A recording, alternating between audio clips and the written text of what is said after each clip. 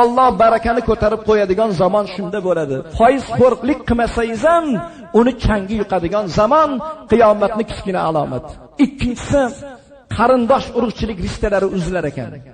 Jigar, aka-uka, opa-singil har zamonda bir-birini ko'rganda salom berib qo'yadigan bir payt bo'lar ekan.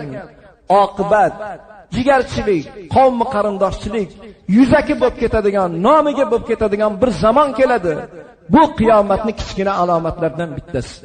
Uchinchisi, bir xil odamlar nihoyatda boy bo'lib ketar ekan, badavlat bo'lib ketar ekan. Bir xil odam nihoyatda faqir, kambag'al bo'lib ketar ekan. Bu narsa ham qiyomatning alomatlaridan, kichkina alomatlardan ekan. To'rtinchisi, ayrim erkaklarning qiblasi xotin bo'lar ekan. Qiblasi xotin degan so'zni ma'nosi ota ham, ona ham, aka, uka, jigar ko'rinmaydi. Xotinning gapi gap.